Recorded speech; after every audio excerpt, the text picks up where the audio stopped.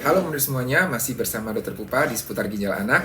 Saya masih menjawab pertanyaan dari Mamret semuanya di Instagram, di YouTube, ataupun di TikTok Dokter Pupa ya.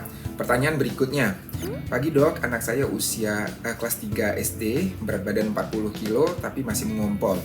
Oke, jadi kalau anak kelas 3 itu kemungkinan usianya antara 8 sampai 10 tahun ya. Jadi mengompol itu masih wajar terjadi pada anak berusia di bawah 7 tahun. Kalau di atas 7 tahun itu masih mengompol, kita perlu konsultasi ke dokter anak atau ke dokter ginjal anak untuk dievaluasi lebih lanjut penyebabnya apa ya.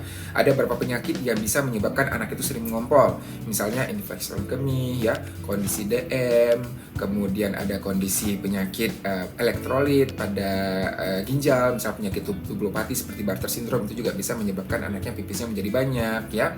Atau penyakit seperti kista ginjal itu bisa menyebabkan pipis anaknya juga berlebih sehingga kadang-kadang bisa menjadi mengompol ya. Jadi perlu dilakukan evaluasi dulu penyebabnya apa. Diperiksa urin, fungsi ginjal, diperiksa gula darah ya. Bila perlu dilakukan USG juga untuk pemeriksaan ya.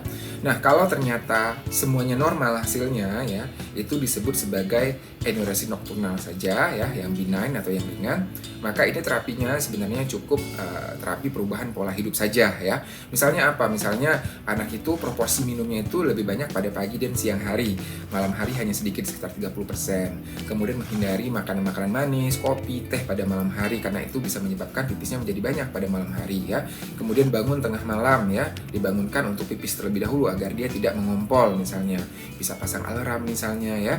Pada kondisi-kondisi tertentu misalnya pada saat dia piknik dan lain bisa juga diberikan obat-obat tertentu untuk agar dia tidak pipis pada malam hari ya, agar tidak mengompol karena dikhawatirkan malu dengan teman-temannya gitu ya. Tapi yang jelas kalau dia di atas 7 tahun masih sering mengompol reguler, maka sebaiknya dikonsultasikan ke dokter anak. Semoga informasi ini bermanfaat dan salam sehat.